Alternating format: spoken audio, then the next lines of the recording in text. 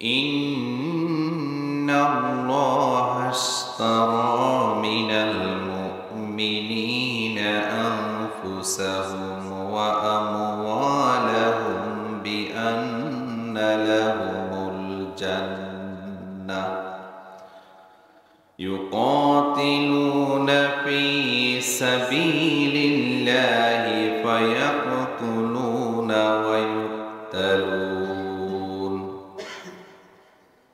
وعدا عليه حقا في التوراة والإنجيل والقرآن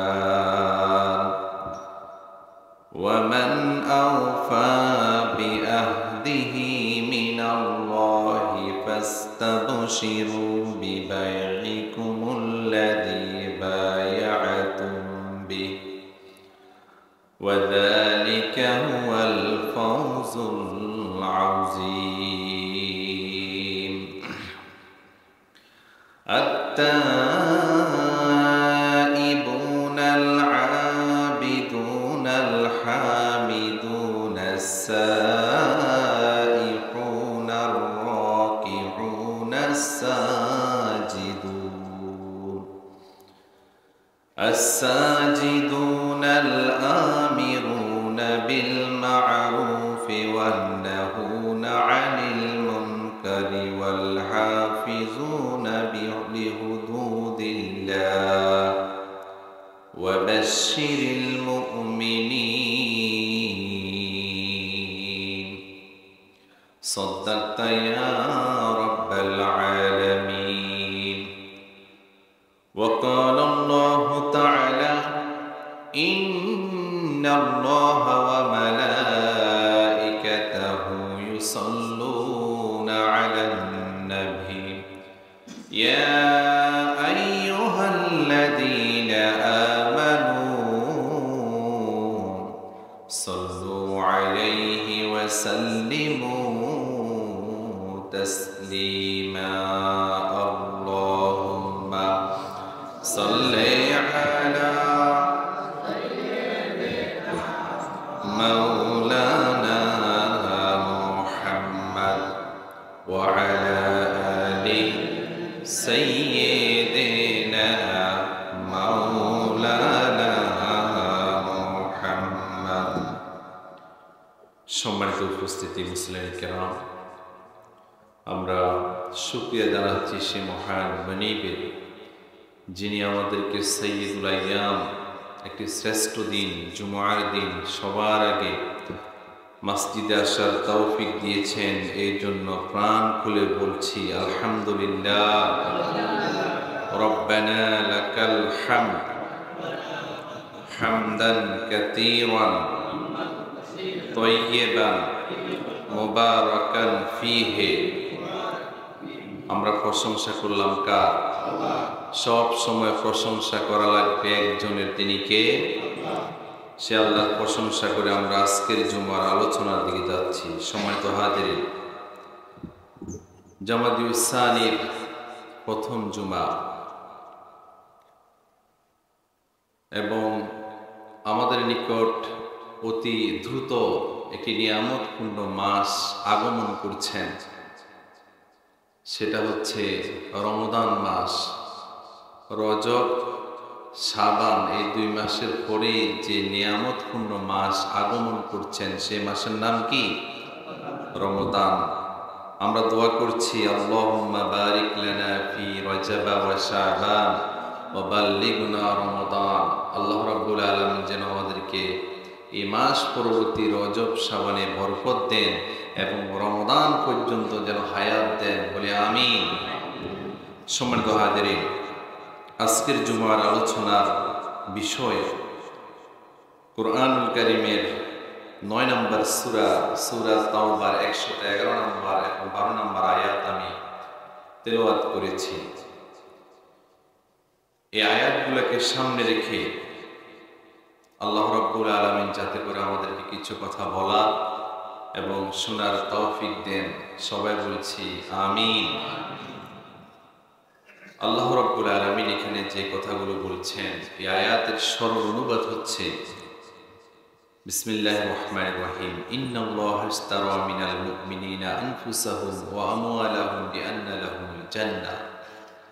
নিশ্চয় আল্লাহ রাব্বুল আলামিন মুমিনদের থেকে তাদের জান এবং মাল ক্রয় করে নিয়েছেন জান্নাতের বিনিময়ে। এরপরে আয়াতের বাকি অংশটুকু রয়েছে।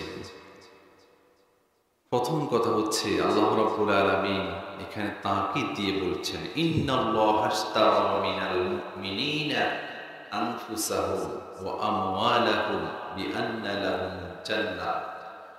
নিশ্চয়ই মুমিনদের থেকে তাদের জান এবং মাল আমি ক্রয় করে নিয়েছি আর বিনিময় হিসাবে তাদেরকে দিয়েছি জান্নাত। বলেন সুবহানাল্লাহ। জান এবং মাল এই দুইটির প্রকৃত মালিক যিনি, জবান খুলে বলুন তিনি কে? এটা আমি আপনি এই জান এবং মালের মালিক নই। কিন্তু জান এবং মাল এটা আমাদের কাছে এখনো আছে না নাই? এখন প্রশ্ন জাগে, আল্লাহ রাব্বুল আলামিন তাকিদ দিয়ে বলছেন আমি মুমিনদের জান এবং মাল ক্রয় করে নিয়েছি, কিন্তু জান মাল তো এখন আমাদের কাছে রয়ে গিয়েছে।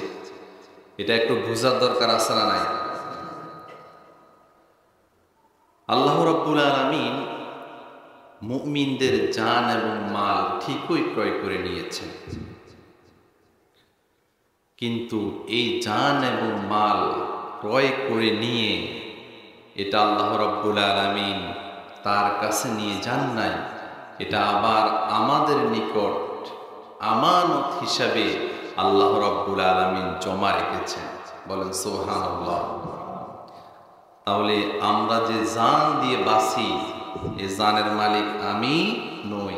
আমার কাছে যে সম্পদ আছে সে সম্পদের মালিকও আমি নই। এর প্রকৃত মালিক যিনি, তিনি কে? এখন যেই জানের মালিক আমি নই, যেই মালের মালিক আমি নই, আরেকজনের আমানত আমার কাছে আছে, তাহলে জান এবং মালের যেভাবে সেভাবে খরচ করার, ব্যয় করার কোনো সুযোগ নাই, আছে কিনা? কারণ জান এবং মাল আমার নয়, আরেকজনের। ধরুন কেউ আপনার থেকে একটি গরু কিনে নিয়েছে, এরকম হয় কিনা? অথবা জমি আপনার থেকে কিনে নিয়েছে, কেনার পরে আপনাকে টাকা পয়সা দিয়ে দিল, আবার বলল যে এই গরুটা তোমার কাছে থাকবে। কারণ আপনি কি এটা চাইলে জবাই করে খেতে পারবেন? আপনার নিজের গরু বলে আপনি জবাই করতে পারেন, বিক্রি করতে পারেন, যা ইচ্ছা তাই করতে পারেন। কিন্তু আরেকজনের গরু বা কোনো জমি আপনি চাইলে সেটা বিক্রি অথবা ওটা জবাই করতে পারেন না। সে অধিকার কি কারো কাছে আছে?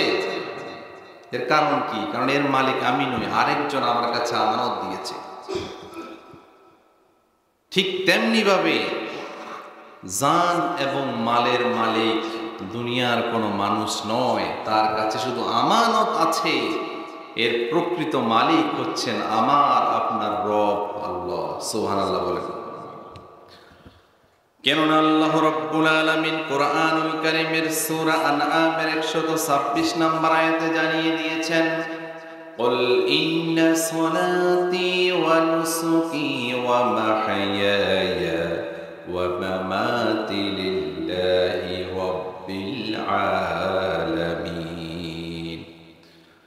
নিশ্চয় আমার নামাজ, আমার ত্যাগ কুরবানি, আমার হায়াত এবং আমার মত সব কিছু বিশ্বজাহানের মালিক একমাত্র আল্লাহর জন্য।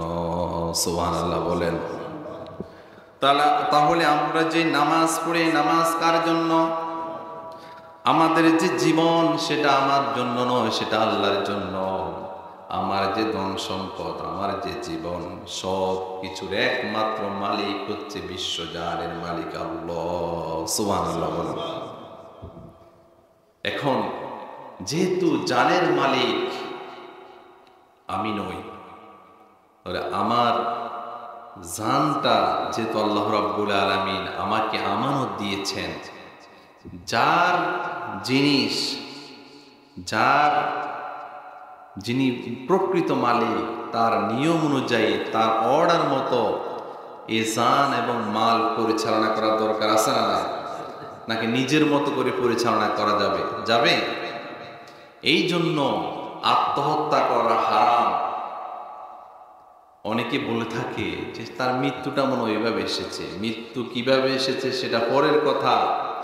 আল্লাহর দেয়া জান আপনি নিজের হাতে হত্যা করতে পারেন না, সেই ক্ষমতা কাউকে আল্লাহ রাব্বুল আলামিন দেন নাই। কারণ জান এবং মালের মালিক আল্লাহ। তাহলে আত্মহত্যা করা মহাপাপ, এটা কেন বুঝা গিয়েছে? কারণ এই জান তো আল্লাহর দেয়া, আপনি তো এটা বিক্রি করে ফেলেছেন। এটা আমানত, সে আমানতের খেয়ানত করা যাবে না। আল্লাহ রাব্বুল আলামিন যে নিয়ম দিয়েছেন, যেই সিস্টেম শিখিয়ে দিয়েছেন, সেই নিয়ম অনুযায়ী, সিস্টেম অনুযায়ী আপনার জীবন পরিচালনা করা লাগবে। আল্লাহর দেয়া সম্পদ ঠিক সেভাবে ব্যয় করতে হবে। কারণ প্রকৃত মালিক যেভাবে নির্দেশ দিয়েছেন সেভাবে কাজ করা লাগবে। এর ব্যতিক্রম যদি কেউ কিছু করে তাহলে আমানতের খেয়ানত হবে কিনা? তাহলে যেহেতু এর সব কিছুর মালিক হচ্ছেন আল্লাহ রাব্বুল আলামিন, আমাদের কর্মতৎপরতাও যেহেতু আল্লাহর জন্য, তাহলে আল্লাহ রাব্বুল আলামিন তার দেখানো পথ অনুযায়ী যদি আমরা নিজের জীবন পরিচালনা করি তাহলে আমানতের যথাযথ রক্ষা করা হবে, আমানত রক্ষা করা হবে, খেয়ানত করা হবে না। কিন্তু এর ব্যতিক্রম যদি কিছু করি তাহলে খেয়ানত হবে। এর বিনিময়ে যেহেতু আল্লাহ রাব্বুল আলামিন জান্নাত ঘোষণা করেছেন, কেননা জান্নাত আল্লাহ রাব্বুল আলামিন যাকে তাকে দেবেন না। জান্নাত পাওয়ার জন্য জান্নাতের উপযোগী হওয়ার দরকার আছে না নাই? উপযোগী হওয়ার দরকার আছে না? এখন কোন জান এবং মাল কোন পথে ব্যয় করলে জান্নাতের উপযোগী হওয়া যায়, জান্নাত পাওয়া যায়, সেটা আমরা কোরআন এবং হাদিস থেকে যদি শুনি, প্রথম হচ্ছে যিনি জান্নাত পেতে চান তার জান মাল এগুলো শুধুমাত্র নিজের জন্য খরচ করবেন না, এগুলো অন্যের জন্য খরচ করার দরকার আছে না নাই? এই শিক্ষাটি আমাদেরকে নেওয়া লাগবে সাহাবায়ে কেরাম থেকে। সাহাবায়ে কেরাম যেভাবে স্বার্থ ত্যাগ করেছেন, সাহাবায়ে কেরামদেরকে আল্লাহ রাব্বুল আলামিন জান দিয়েছেন, মালও দিয়েছেন, তারা কি নিজের মতো খরচ করেছে নাকি আল্লাহর নিয়ম অনুযায়ী করেছে? আল্লাহর নিয়ম অনুযায়ী করেছে। স্বার্থ তারা কিভাবে ত্যাগ করেছে দেখুন। হযরতে আনাস রাদিয়াল্লাহু থেকে বর্ণিত, রাসূল আকরাম সাল্লাল্লাহু আলাইহি ওয়াসাল্লাম বলেছেন, লা ইউমিনু আহাদুকুম হাত্তা ইউহিব্বু লিয়াকিহি মা ইউহিব্বু লিনাফসিহি। রাসূল বলেছেন, তোমরা ততক্ষণ পর্যন্ত প্রকৃত মুমিন হতে পারবে না যতক্ষণ পর্যন্ত তুমি তোমার নিজের জন্য যেটা পছন্দ করো তোমার ভাইয়ের জন্য সেটা পছন্দ করো না। তাহলে নিজের জন্য আমি যেটাকে ভালো মনে করি আর একজনের জন্য সেটা ভালো মনে করার দরকার আছে না নাই? নিজে মনে করে যে সব চাইতে দামি দামি জিনিস পড়বো, ভালো খাবার গ্রহণ করব, নিজের বাড়িঘরটা খুব সুন্দর হবে, আমার রাস্তাটা পরিপাটি হবে, কিন্তু আমার অপর ভাই মুসলমান তার জন্য আমার এটা কামনা করি না। আমি মনে করি আমি ভালো থাকি, সে যেভাবে ইচ্ছা সেভাবে থাকুক। এই জাতীয় চিন্তার কিছু লোক আমাদের দেশে আছে না নাই? ওই ব্যক্তি কি প্রকৃত রাসূলের হাদিস অনুযায়ী প্রকৃত মুমিন হওয়ার সম্ভাবনা আছে কিনা? নাই। স্বার্থ ত্যাগ করতে হবে, কারণ স্বার্থটা দিয়েছেন কে? আল্লাহ রাসূল সাল্লাল্লাহু আলাইহি ওয়াসাল্লাম যখন হিজরতের সিদ্ধান্ত দিলেন, সাহাবায়ে কেরাম যখন মক্কা ভূমি থেকে হিজরত করে মদিনায় চলে গেলেন, একটা নতুন দেশ, নতুন জায়গা, নতুন পরিবেশ, কেউ কাউকে চিনে না, শুধুমাত্র ইসলামের জন্য নিজের মাতৃভূমি ত্যাগ করে চলে গিয়েছে। একটা নতুন জায়গা, মদিনাতে এরা কখনো যায় নাই, যাওয়ার সময় কিছু নিয়েও যেতে পারে নাই, বাড়ি ঘর ব্যবসা বাণিজ্য যা কিছু আছে সব কিছু ছেড়ে দিয়েছে, রাতের গভীরে পালিয়ে যেতে হয়েছে। নতুন পরিবেশ, তার মতো অসহায় কি আর হতে পারে, যার শূন্য পকেট, কোনো আত্মীয় স্বজন কিছুই নাই, কাউকে চিনে না। এই শূন্য পকেটে ওই লোকটির মতো অসহায় আর হতে পারে না। আল্লাহ রাসূল সাল্লাল্লাহু আলাইহি ওয়াসাল্লামের একজন সাহাবী ছিলেন আনসার, সাদ বিন রাবি রাদিয়াল্লাহু তাআলা আনহু। আরেকজন মুহাজির সাহাবী ছিলেন আব্দুর রহমান ইবনে আউফ। ওই সাদ রাদিয়াল্লাহর কাছে যখন আব্দুর রহমান ইবনে আউফ আসলেন, ওই আনসার সাহাবী, মুহাজির সাহাবী আব্দুর রহমান ইবনে আউফকে বলছেন, ও আমার সাহাবী, ও আমার দ্বীনি ভাই, আপনি জেনে থাকুন যে আমি হচ্ছি মদিনার মধ্যে সবচাইতে শ্রেষ্ঠ ধনী। আমার কাছে একাধিক স্ত্রী আছে। আপনি যদি, আমি আমার সম্পদকে দুই ভাগ করলাম, এক ভাগ আপনাকে দিয়ে দিলাম, আর আমার একাধিক স্ত্রী আছে, আমার যে স্ত্রীটি আপনার পছন্দ হয় আমি তাকে তালাক দিয়ে দেব, ইদ্যত পূরণের পরে আপনি তাকে বিবাহ করে নিবেন। টোটাল সম্পদের দুই ভাগের এক ভাগ, কল্পনা করা যায়? আপনি কি চিন্তা করেছেন? এটা আমাদের জন্য যদি এই জাতীয় কোনো পরীক্ষা আসতো বা সুযোগ আসতো, তাহলে চিন্তা করতেন যে জায়গাটার মধ্যে ভেজাল আছে ওইটা তাকে গড় করার জন্য দিয়ে দিই। কথা বলেন ঠিক কিনা? নিজের ভাইকেও তো ভাই দেয় না, বোনের সম্পদ মেরে দেয় যাতে কিছু ডাকাত ভাই আছে না নাই, নিজের সব চাইতে ভালো জায়গাটা রাখে, আর বোনকে দিয়ে সব চাইতে ভেজাল পূর্ণ, যেখানে কোনো চাষবাস হয় না, বাড়ি করার কোনো সুযোগ নাই, ভালো দাম পাবে না, এই জাতীয় সম্পদ বোনকে দিয়ে ঠকানোর নিয়ত করে ভাইরা আছে না নাই? কিন্তু ওই আনসার সাহাবী বলছেন, হযরতে সাদ রাদিয়াল্লাহু বলছেন, ও আমার ভাই আব্দুর রহমান ইবনে আউফ, আমার টোটাল সম্পদের এক ভাগ তোমাকে দিয়ে দেব, আর আমার স্ত্রী পর্যন্ত তোমাকে দিয়ে দেব। আব্দুর রহমান ইবনে আউফ সম্পদের লোভী ছিলেন না, নারীর লোভী ছিলেন না। তিনি হাসি মুখে বললেন, আমার সম্পদ এবং তোমার স্ত্রীর দরকার নাই, বরং আমাকে বাজারটা দেখিয়ে দাও আর আমার জন্য দোয়া করো, আমি বাজারে ব্যবসা করব, আল্লাহ যেন আমাকে বারাকা দান করেন। বলেন আল্লাহু আকবার। আরো জোরে বলেন আল্লাহু আকবার। ইসলামের জন্য কেমন ভালোবাসা, কেমন ত্যাগ, যেমন আনসার তেমনি মুহাজির। সুবহানাল্লাহ বলেন। এরা এক একজন ইসলামের পিলার। সম্মানিত ভাইয়েরা, ইসলামের জন্য সর্বোচ্চ ত্যাগ করার দরকার আছে না নাই?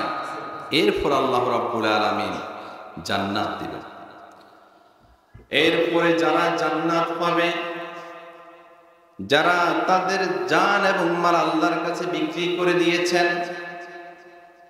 তারা শুধুমাত্র যে স্বার্থ আরেকজনের জন্য উৎসর্গ করে দিবে তা নয়, তারা প্রয়োজনে জীবন পর্যন্ত আল্লাহর জন্য উৎসর্গ করে দে। সুবহানাল্লাহ বলেন। একজন মানুষের সবচেয়ে প্রিয় সম্পদ হলো, প্রিয় বস্তু হলো তার জীবন। জীবনকে বাঁচানোর জন্য মানুষ কত কৌশল অবলম্বন করে যাতে করে জীবন চলে না যায়, কিন্তু ইসলামের স্বার্থে, মানবতার স্বার্থে যদি জীবন দেওয়া লাগে, একজন মুমিন কখনো বসে থাকে না, প্রয়োজনে জীবন পর্যন্ত দিয়ে দে। সুবহানাল্লাহ বলেন। রব্বুল আলামিন জানিয়ে দিয়েছেন, ওয়া মিনান নাসি মান ইয়াশতারি নাফসাহু ইবতিগা মারদাতিল্লাহ। মানুষের মাঝে এমন কিছু লোক পাওয়া যায় যারা আল্লাহকে খুশি করার জন্য তাদের জীবন পর্যন্ত দিয়ে দেয়। সুবহানাল্লাহ বলেন। শুধু তাই নয়, রাসূল আল্লাহ রাব্বুল আলামিন কোরআনুল কারীমের 33 নম্বর সূরা আল আহজাবের 23 নম্বর আয়াতে বলেন, মিনাল মুমিনিনা রিজালুন সাদাকু মা আহাদুল্লাহ আলাইহি ফামিনহুম মান ক্বাদা নাহাবাহু ওয়া মিনহুম মান ইয়ান্তাজির ওয়া মা বাদদালু তাবদীলা। আল্লাহ রাব্বুল আলামিন বললেন যে মুমিনদের মধ্যে এমন কিছু লোক আছে যারা সত্যকে প্রতিষ্ঠা করতে গিয়ে তাদের নিজের জীবন পর্যন্ত দিয়ে দেয়। আর ফামিনহুম মান ক্বাদা নাহাবাহু ওয়া মিনহুম মান ইয়ান্তাজিরু, আর কিছু যদিও জীবন না দেয়, ইসলাম প্রতিষ্ঠার জন্য, আল্লাহর সন্তুষ্টির জন্য জীবন দেওয়ার জন্য প্রস্তুতি নিয়ে রেখে দে। সুবহানাল্লাহ বলেন। কিছু লোক আল্লাহর সন্তুষ্টির জন্য জীবন দিয়ে দিয়েছে, আর কিছু লোক প্রস্তুতি নিয়ে রেখেছে যদি প্রয়োজন হয় জীবন দিয়ে দেব, এরপরে ইসলামের কোনো ক্ষতি হয় সেটা আমরা সহ্য করব না। প্রকৃত মুমিন তো তারা। শুধু তাই নয়, আল্লাহ বলছেন ওয়ামা বাদদালু তাবদীলা। দুনিয়া পরিবর্তন হতে পারে কিন্তু তাদের সিদ্ধান্তের কোনো পরিবর্তন হতে পারে না।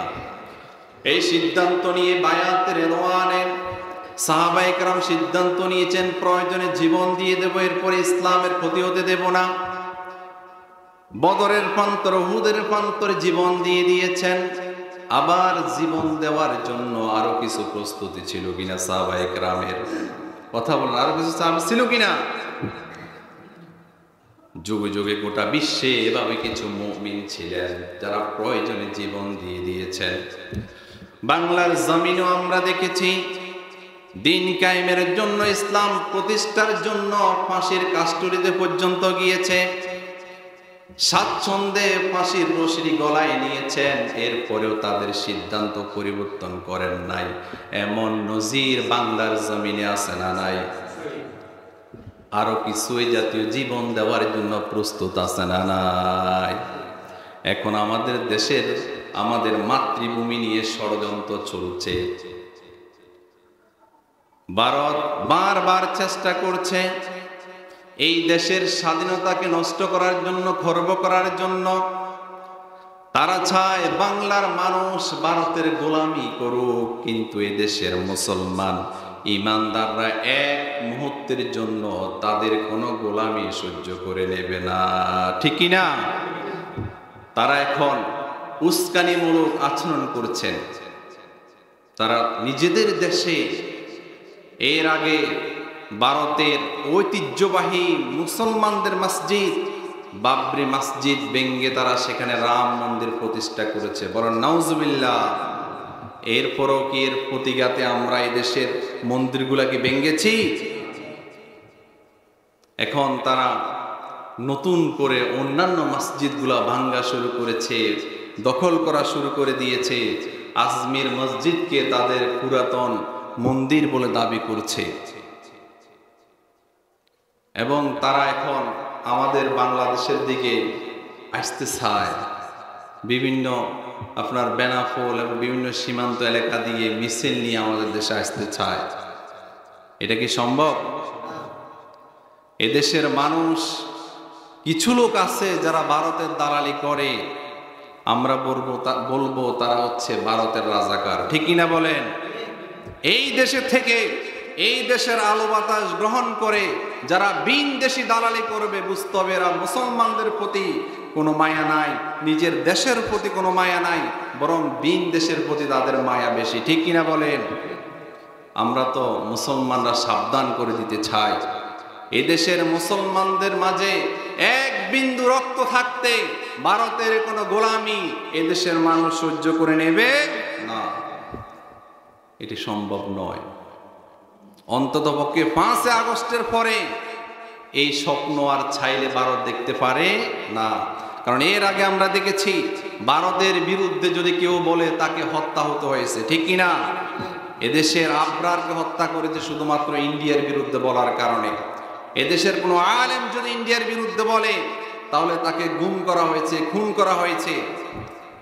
এদেশের মুফাসসিরিনে কোরআনের পাখি আল্লামা সাঈদীকে শুধুমাত্র এই কারণে হত্যা করা হয়েছে পরিকল্পিতভাবে যে তার প্রত্যেকটা মাহফিলে অন্ততপক্ষে ভারতের বিরুদ্ধে স্পষ্ট কথা বলতেন, ঠিক কিনা বলেন? এরা আমাদের স্বাধীনতা চায় না, আমাদেরকে গোলামির মধ্যে রাখতে চায়। কিন্তু এদেশের মুসলমান কি সেটা মেনে নেবে? না। এটা তো মনে করি শুধুমাত্র যে মাতৃভূমি নিয়ে যে আমাদের এই প্রতিবাদ, না তা নয়, এটা ইসলামের জন্য একটি অশনি সংকেত যে তারা চায় এদেশের মুসলমানগুলো স্বাধীনভাবে ইসলাম পালন না করুক, তাদের গোলামি হয়ে থাকুক, যেটা তারা ভারতের মুসলমানদেরকে করছে। তারা ইসকন দিয়ে কিছুদিন আগে এদেশে একটি বিশৃঙ্খলা সৃষ্টি করতে চেয়েছিল, ঠিক কিনা বলেন? কিন্তু এদেশের মানুষ তাদের কথা বুঝে গিয়েছে, তাদের পরিকল্পনা বুঝে গিয়েছে, তাদের পাদে পা দেয় নাই। তারা চেয়েছিল একটি দাঙ্গা হাঙ্গামা বাজিয়ে দিয়ে একটি বিশৃঙ্খলা সৃষ্টি করতে। সম্মানিত উপস্থিতি, তাহলে আল্লাহ রাব্বুল আলামিন কোরআনুল কারিমে জানিয়ে দিয়েছেন যে মুমিনদের মধ্যে এমন কিছু লোক আছে যারা তাদের অধিকারের জন্য, ইসলামের জন্য প্রয়োজনে জীবন দিয়ে দেবে, এরপরেও তারা কারো কাছে মাথা নত করবে না।